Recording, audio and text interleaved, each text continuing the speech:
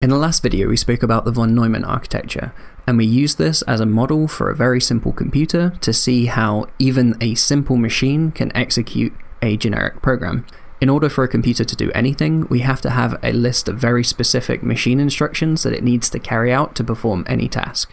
On screen now you can see an example program which calculates the nth Fibonacci number. We saw this program executing in the last video. However, there's a few problems when you're talking about machine code. The first problem is quite obvious.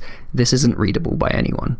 This code is very specific to our example CPU that we showed in the last video. We couldn't take this code and then run it on your phone or your laptop or your computer. So what do we do instead? Usually, instead of writing in machine code directly, we write in a higher level programming language. So for example, we can write in Julia. The Julia code shown on the left performs the exact same operations as the code on the right would do. The major difference is that the Julia code is much more readable and it's understandable by humans directly. Another major difference is that this Julia code is agnostic about the type of machine it would run on, whereas the machine code on the right would only work on our example hypothetical CPU. In this video, we'll talk about the strategies that we can use to turn our high-level source code into low-level machine code that our computers can understand and run. So we'll start by looking at the C programming language. The C programming language was developed many decades ago, but is still in wide use today. Code written in C is not machine code. Instead, it is written in a human-readable programming language. In order for us to talk about compilation, let's have a look at an example program. Again, we'll use the example of calculating the nth Fibonacci number. I've commented the code to try and make it easier to understand, but we'll be using the exact same algorithm in every language that we talk about today. On its own, this function isn't enough to get a working program, so instead we need to add some boilerplate code around the outside in order to get something that works. But for this video, I want you to just focus on the function implementation itself. There's a few things that you'll notice straight away about this function. First of all, anytime we are using a variable, we have to annotate it with the data type. If you're coming from a background in Python, you might not have seen this before. But here, the syntax says that the Fibonacci function takes in one input, and that one input is in the form of an integer. What you will also notice is that we have explicitly defined the types for our variables that we use throughout our function. Here we are saying that all of the variables must be integers and they must be 64-bit integers, so we're choosing a fixed width for all of our data types. But now that we've written our C program, how can we actually run this program? In order to get machine code, what we need to do is convert our high-level source code into low-level machine code. This is done by using a compiler. One example compiler that we'll use for this video is GCC. So GCC stands for the GNU Compiler Collection, and it is a free and open source compiler that can help turn C code into machine code that will run on your computer natively. In C you have many choices of your compiler. There are other compilers such as Clang, which is backed by LLVM. We'll talk more about LLVM later on in the video, but for now let's just focus on GCC. GCC will take our source code written in C and map it into machine code that can run on our processor. GCC is a program that we run through the command line, and this is an example command that you would type into your terminal. So what we are doing is calling the GCC compiler. We're providing it a file. In this case, I've saved the code in a file called Fibonacci.c, and we're outputting an executable file which will just contain the binary instructions that are needed to run this program. If you were to try and open this Fibonacci.exe file, you wouldn't be able to read it in a normal text editor, or at least it would look like nonsense. So what we do instead is pass it to a program called a disassembler, which will take this binary code and annotate it with some useful information to help us understand the machine code instructions that lie within. On screen now I'm showing the portions of instructions that are to do with calculating the nth Fibonacci number. On the left we have our original implementation written in C, and on the right we have the equivalent machine code instructions. The output from the disassembler is still quite overwhelming, so let's break it down into parts. The first section signifies the address of each instruction. So this is analogous to our memory address that we saw in the previous video. The next section is the raw binary code itself. The binary code here is written in hex, as it's a much more compressed representation. Hex is base 16 and contains all of the digits from 0 to 9 and some of the letters from A to F. A would represent 10 and F represents 15. The next column along are the opcodes for our instructions. These opcodes are very similar to the ones that we saw on the simple CPU last week. For example, JMP stands for jump, and this will change the next instruction which is executed by the CPU. And finally we have the operands column.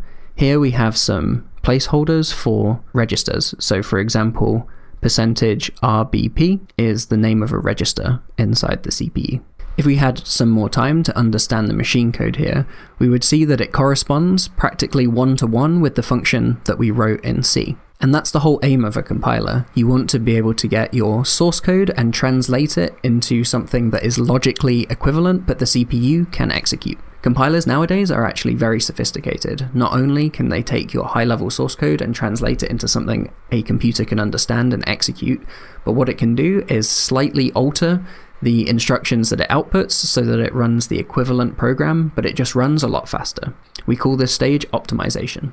When we're compiling, we can tell GCC to output an optimized set of machine code instructions instead of just the one-to-one translation. To do this, we can set an optimization flag. This optimization flag will let the compiler perform certain operations to try and optimize our code. On screen now, you can see the disassembled machine code that was generated without any optimization. Now let's look at the optimized code that GCC generates when we pass in the optimization flags. What you may be able to notice immediately is this code is a lot shorter than our original code. Our original implementation contained many superfluous instructions that weren't actually needed and were optimized away. Let's just focus on a small portion. This portion handles calculating the next Fibonacci number inside the while loop. You can see that on the left we had several move instructions, whereas on the right we only have 2 move instructions. So GCC was able to optimize most of these instructions away. Now that we've had a look at our machine code, let's run the program and have a look at how long it will take to calculate certain results. So because this function executes incredibly quickly, it's actually quite hard to time just one execution. So instead we run the function 1,000,000 times and time how long it will take to complete all 1,000,000 iterations of Fibonacci number with a fixed input, in this case 80. This program only took around 15 milliseconds to execute, which is incredibly fast. This is the benchmark that we will use to compare against other languages later on in this video. So as a quick recap, we can start with our source code written in human readable text and pass it into a compiler like GCC, which can then produce native machine code that can work on our processors. The machine code instructions we saw earlier were for my processor, which runs on the x86 instruction set. If I was, however, to run this process again on a MacBook, we would get a different program output. And that's because the new MacBooks use a different microarchitecture. Instead of x86, the newer MacBooks use Apple Silicon, which runs an ARM instruction set. While we're not going into it much in this video, another thing to keep in mind is that when you're compiling your code, you also have to care about the operating system that you're targeting as well. Even if you found an older MacBook with an Intel CPU, you wouldn't be able to run a program that was originally compiled for Windows on there, even though they would share the same microarchitecture. Using a compiler is not the only way that you can run a program written in a higher level language. Another strategy that we have is to use an interpreter. Python is a great example of a language that uses an interpreter. There are many different flavors of Python, but in this video we'll be talking about CPython.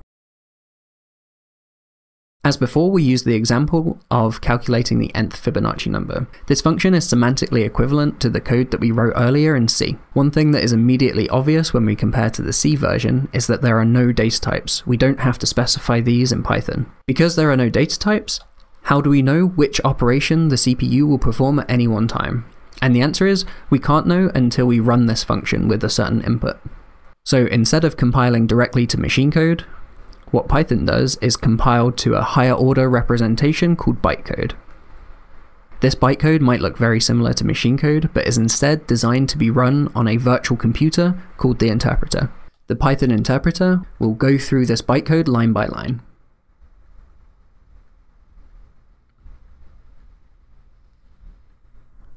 While we don't have to understand the bytecode itself, let's look at just one section of this bytecode. Let's focus on just one operation in our function, n is greater than 0. The highlighted bytecode corresponds to this operation. If we have a look at these operations, you can see that the Python interpreter starts by loading whatever is in the variable n. Next, it will load the constant 0 into memory. Then it will perform a compare operation. This compare operation obviously depends on the type of n, so this will call another Python function that checks the type of n to make sure it uses the right operation. And then finally, we have a jump command. The next line in the instruction jumps to line 56 if the result of the compare operation was false. Otherwise, it will continue executing the rest of the bytecode. So let's look again at line 10 in the load fast command. What you can see is that the bytecode explicitly references n as a variable. In order for the interpreter to be able to run, the interpreter must have some information about what is stored in the variable n at that point. The variable acts as a container of data. This container also has a bunch of metadata included as well, such as the data type. The data type can be changed at runtime. This means Python is very flexible and it doesn't impose too many rules about what you can and cannot do. If you're in a language like C and you tried to assign a floating point value to an integer variable, the compiler would refuse to compile your code and would provide it as an error. Python has no issue with this, as you can dynamically reassign your types at runtime. It is absolutely essential that the Python runtime has access to these data types of the variables at runtime. This is because data types are used to actually understand the memory layout of the data that's being stored. Not only does the data type give you the memory layout, it also gives you the semantic information to know what type of operation to perform on this data, whether that be an integer addition or a floating point addition. Now we've had a brief look at how interpreters work, let's test this out and benchmark this function. Let's perform the same benchmark as we did for C and see how long it takes to execute in Python. Timing this function under the same conditions as the C algorithm takes 2.77 seconds. Now, 2 seconds to run a program is not very long. We can plot the two execution times on a graph and compare their speed.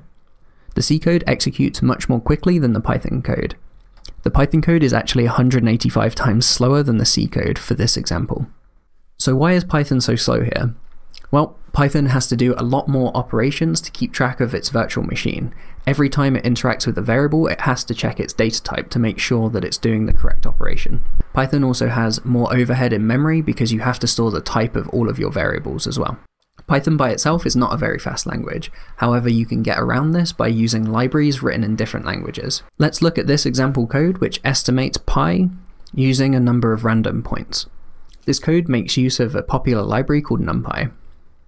The highlighted lines are actually calling into compiled C code. This is why this code can run relatively quickly, because most of the time is actually spent in highly optimized C code instead of the unoptimized interpreted Python code. The most likely equivalent to this code in pure Python would be to use a for loop. Now, if you've learnt Python before, you have probably been told to avoid using for loops like this, and instead to vectorize your code, which means write it in the equivalent NumPy form on the right. The reason that you're told to vectorize your code is so that your program's execution spends less time in the Python interpreter. Instead, the same for loop can be achieved with highly optimized NumPy routines written in C. Just to mention, for Python specifically, you don't always have to use the interpreter. There are some packages, such as Number, which provide just-in-time compilation for your functions. The way this works is to just import a decorator from the Number library and add it before your function. What you will notice is the two functions are actually equivalent. The only difference is that we've added this JIT decorator from the Number library. JIT stands for just in time, and it means that compilation happens when the function is run for the first time. We can add this new implementation to our benchmarks. You can see that Number executes much more quickly than Python, but it's still slower than C. Our Number implementation is around 6 times faster than Python, but is still 30 times slower than C. This type of benchmark is actually very common to see online, and you will often see interpreted languages like Python performing quite poorly on these performance benchmarks when you compare it with languages like C. For the most part, this is the dichotomy between interpreted and compiled languages. Given that you're taking this course, you might ask, where does Julia fit into all of this? Is it a compiled language or is it an interpreted language? And well, the answer is both. For the remainder of this video, we'll talk about how Julia turns its source code into something that the machine runs. So we can investigate the compilation process. Let's take an example function. We'll use the same Fibonacci function that we've been using throughout this video. We can compare this Fibonacci function to the implementation in Python. You'll see that these are practically identical. Julia doesn't explicitly use types either, and can be very simple to write just like Python. The major difference that you'll see here is only cosmetic. For example, the Julia language uses the end keyword to signify the end of a block of code, whereas Python uses white space. If you were to take this code and execute it interactively, we can see some interesting things. What I'm showing here on the right is a REPL, which is used to interactively explore our Julia code. We've already used the REPL in the last video to interactively explore different Julia data types and their bit representations. The REPL stands for read, evaluate, print loop, and it will just let us execute commands line by line. What we can do is use our function to calculate the 80th Fibonacci number. What I've also included here is an @time macro highlighted in orange. For now, you shouldn't worry about macros. We'll cover them in a later video when we start discussing the Julia programming language. For now, all that you need to know is that the @time macro will run our code and perform some timing benchmarks to see how long it took to execute. The output of this command tells us that it took around 5 milliseconds to run our Fibonacci function. However, if we look at the output, we can see that the Julia runtime has spent most of its execution time actually compiling the function. Just like number, Julia is just-in-time compiled. Usually it is called just-ahead-of-time compilation.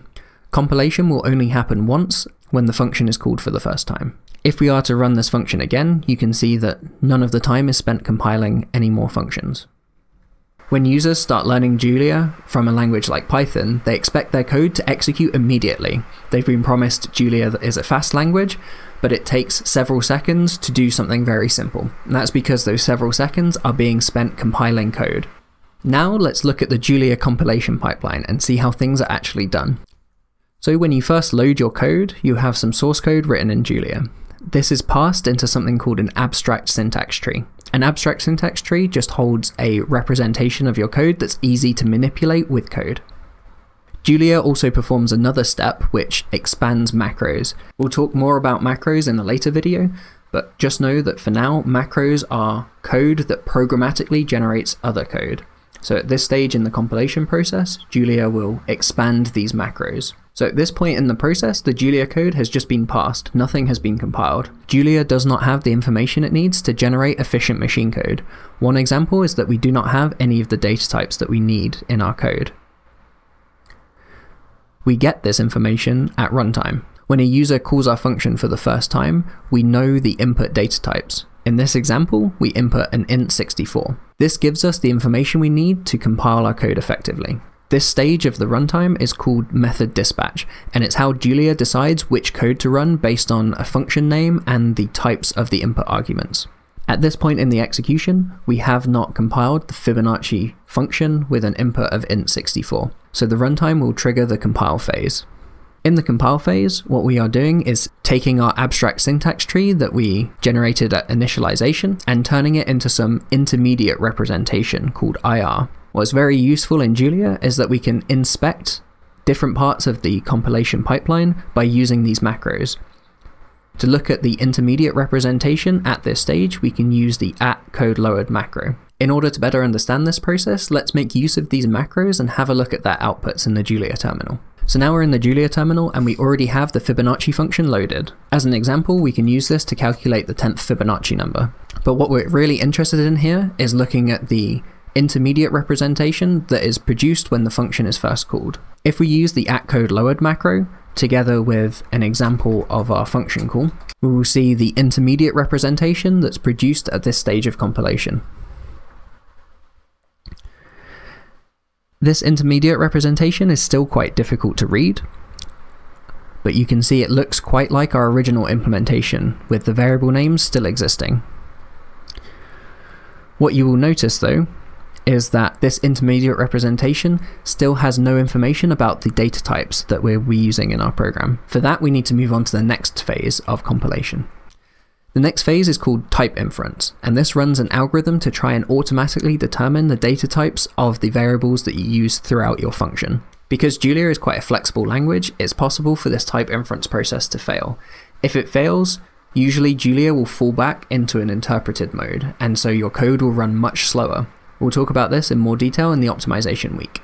Once we have this type information, we can start running some optimization passes. At the same time, we can also convert our intermediate representation to an SSA intermediate representation. SSA stands for single static assignment, and it essentially assures all of our variables are only assigned once. This format is slightly easier to optimize, which is what the compiler does at the next phase. We can examine the output of this slightly optimized intermediate representation together with its type information using the @code typed macro.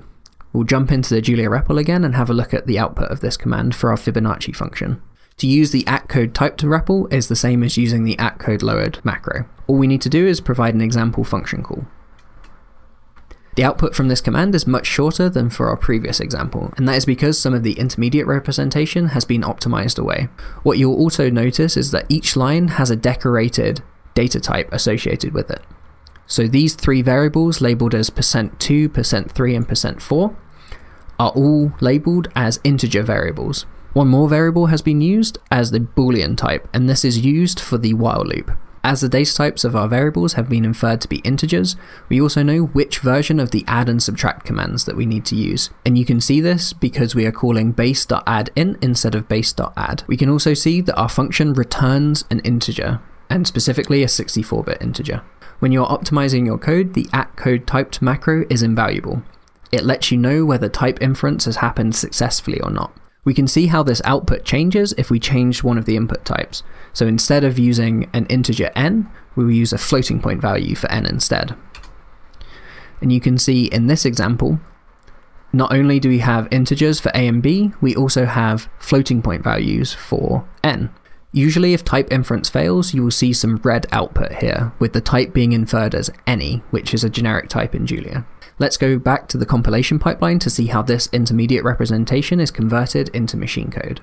At this stage in our pipeline, we will translate our intermediate representation specific to Julia into LLVM IR.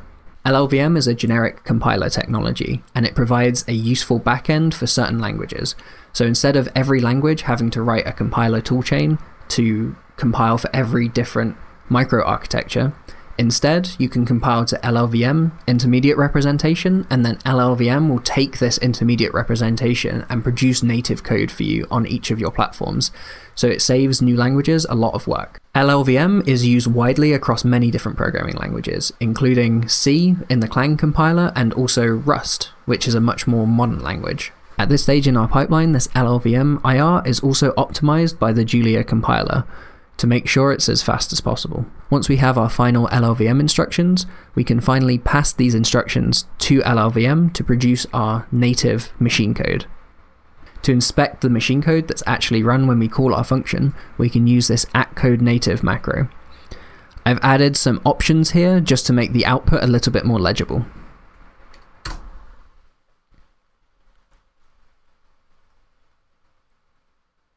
Later on in the output, you can see the actual instructions themselves. So for example, this instruction move moves a value from one register to another register. If we scroll down, you can see that we have our add commands, and this is the inner loop that works out our Fibonacci numbers. You'll see that the code here that is generated is very different to our original loop that we wrote. This code is actually very optimized and will run very quickly on our machines, which we'll see in a moment. Once we have this native machine code, we can use it to execute our function and give the result to the user. This process will obviously continue if our code calls any other functions itself. Obviously, the Julia runtime doesn't recompile our functions every time we need to use them. Instead, when we compile the code for the first time, we will reuse that cached compiled code on subsequent function calls. And that completes the compilation pipeline for Julia. So now let's see whether all of this effort is actually worth it. Is our code fast? If we go back to the terminal, we can see that we can use our function to produce our output very easily. We can see that this executes almost immediately as well. Now let's measure how quickly this function will execute. Before we use the @time macro, but if we run this macro, we can see that the timing is very close to 0. If we actually run this a few times, you can see that sometimes we measure 0 seconds. Using the @time macro is not a very reliable way to measure a function that doesn't take that much time at all. Instead, we'll use a macro from a different package which helps benchmark our code and gives much more reliable results. This package is called Benchmark Tools and provides the @benchmark macro, which helps us to accurately measure how long our code takes to execute. So what we do is set up our input of 80, and we'll use this @benchmark macro provided by the Benchmark Tools package.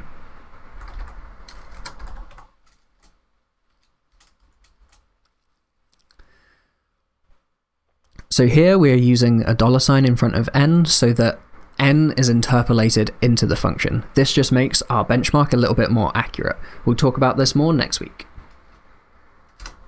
So now we'll run our benchmark, which will call our function many times with the same input. What we'll see is a very nice view of how long our function took to execute. So what I've done is repeat our benchmark using the Julia code. Again, our benchmark will run this Fibonacci function with an input of 80 1 million times, and we're timing how long it takes to complete those 1 million iterations of the function. So let's write the actual timings on the graph. Surprisingly, Julia was actually the fastest of all the languages we tested. The reason for this is that the machine code that was produced during the optimization steps was slightly more optimal for this use case than the machine code that was produced by the C compiler. If you're interested in looking deeper into this machine code, you can actually just ask ChatGPT to explain it to you. ChatGPT was smart enough to know that this is a Fibonacci sequence calculation. Additionally, it gives you step-by-step analysis for all of the different functions. If we scroll down, we can see that one important difference for the execution speed is that Julia automatically unrolled one of the inner loops. We'll learn more about why this is effective next time, but essentially it just reduced the number of instructions that the CPU has to execute overall, resulting in a speed up of the code. So what I've done is taken the same results and just plotted it on a log scale instead, so that we can see the relative results here. If we compare our Julia code to the Python code, we can see that using Julia here for this problem resulted in a speedup of around 430 times. It was also easier to write our Julia code than our C code, and we still achieved a 2 times speedup approximately over the C code. The reason why Julia was faster here is because it was able to produce more efficient machine code. If we were to use a different compiler toolchain for C, and maybe run it on a different platform other than Windows, it might actually end up executing faster than Julia. However, when we're down to the milliseconds and nanoseconds, this difference in performance doesn't make too much of a difference. And with that, I'll end this video. Today we've learnt that compilers are a very powerful technology that can be used to automatically convert our source code into optimized machine code. We've also had a look under the hood as to why Julia is actually quite a fast language, and why we're using Julia for this high-performance computing module. In the next few videos, we'll be focusing on how do we actually construct our programs in Julia, now that we know a bit more about how it works.